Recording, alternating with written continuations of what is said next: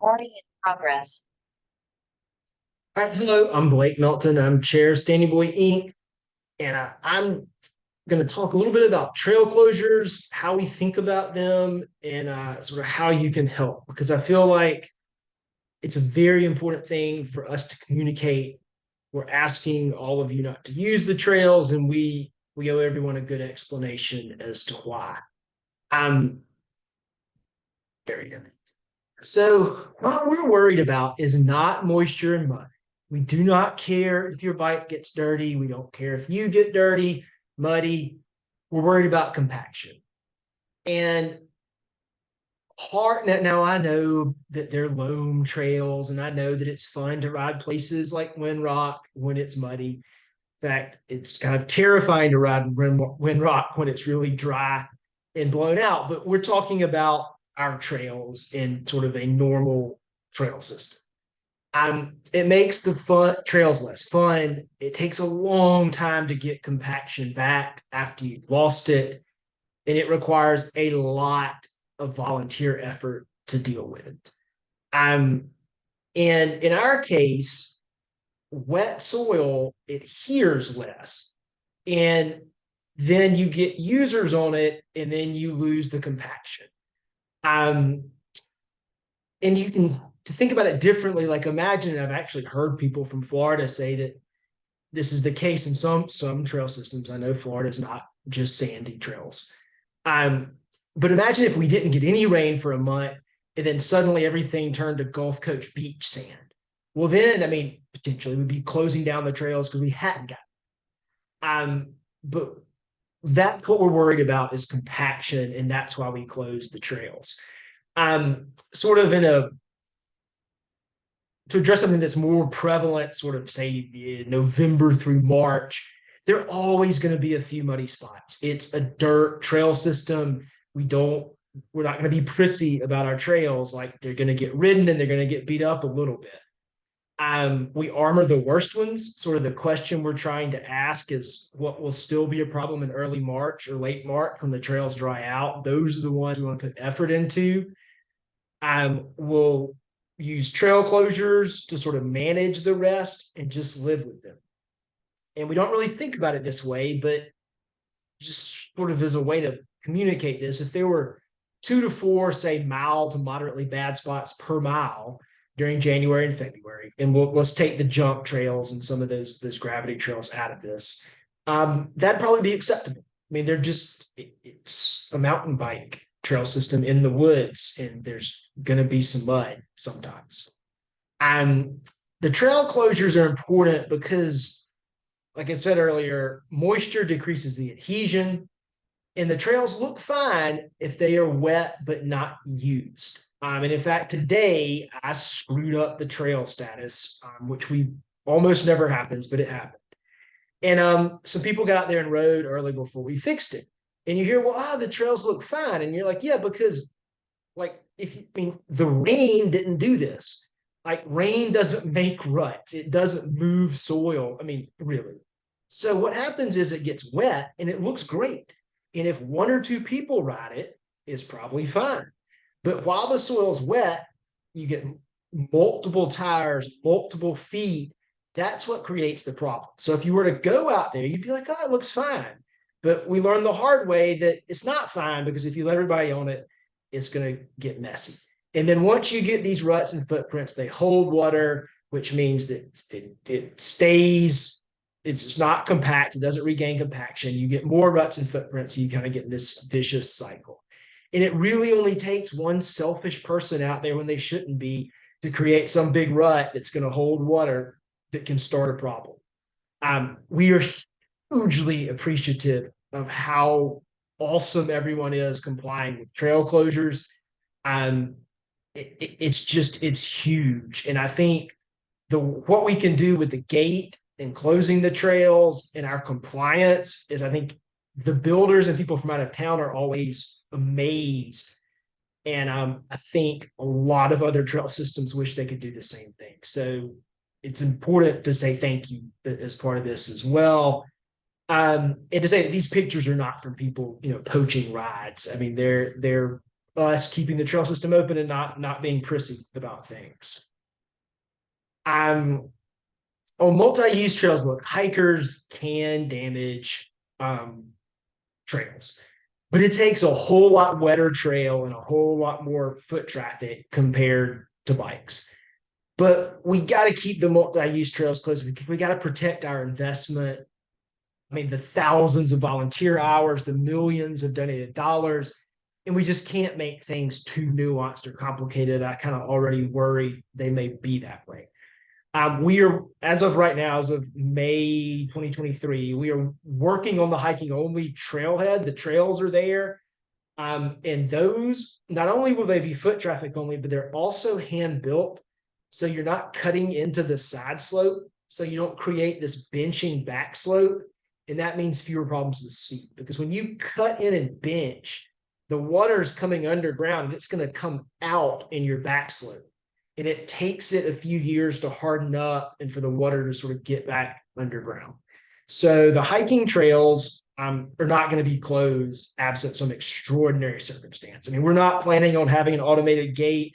If we do one, it won't be one that we can open and close remotely with a cell phone. It would just be on a timer. And the sole purpose would be to keep that area closed at night to prevent people from doing stuff they shouldn't in there. And I think that's really important because I absolutely understand that there are a lot of beautiful days in the winter, especially where it'd be awesome to go hike and the trails are closed. And we're working on that and we're going to fix it.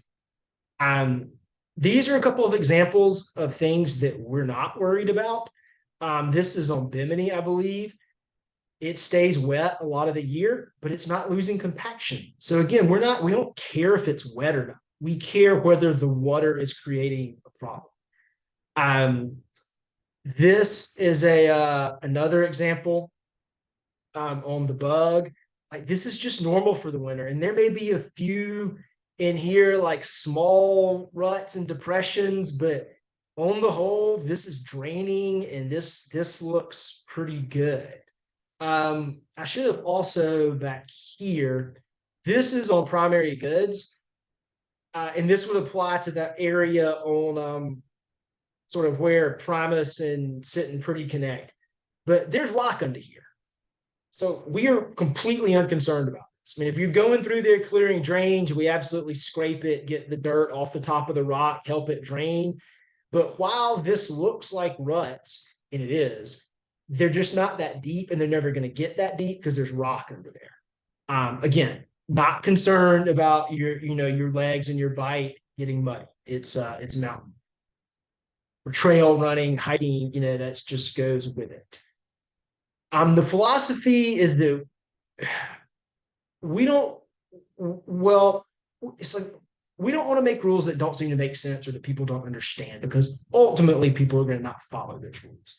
And that was part of the thinking behind e-bikes. I mean, given the population, the amount of sort of disposable income, how crowded the trails are, I mean, just e-bikes aren't a problem. So we're not going to ban them when there's no reason to. And we don't want to treat people like they're stupid or bad actors, like we have to go put a chain across the top of the jump lines every time we close them. I mean, not only can we not do that, but it sort of treats people like they're just going to do bad things or they're not smart enough to realize the jump line is closed. And the thought or belief is that if we have excellent trails that people want to take care of and they see the benefit of taking care of them, and we communicate well, and we establish a solid user culture, then we're going to be able to open the trail system some when not all of the trail system is ready to be open. And that's the finicky trails that I'll talk about in a second. And we also think we're going to be able to leave the hiking trailhead open and accessible when the multi-use and biking only trails are closed, without having people use it to poach. I mean, if you want to go out there when that gate's closed, it's not like it's stopping you. I mean, it drives home the fact that what you're doing is selfish and wrong, but it doesn't physically prevent anybody from riding a bike on to the property. The idea behind finicky trails is, as we built more, our gravity trails, the bike-only downhill trails, some of those didn't need to be closed. And again, we don't want to close trails when they don't need to be closed, because then it's frustrating, because I mean, I want to ride them too. And it encourages people not to obey the rules.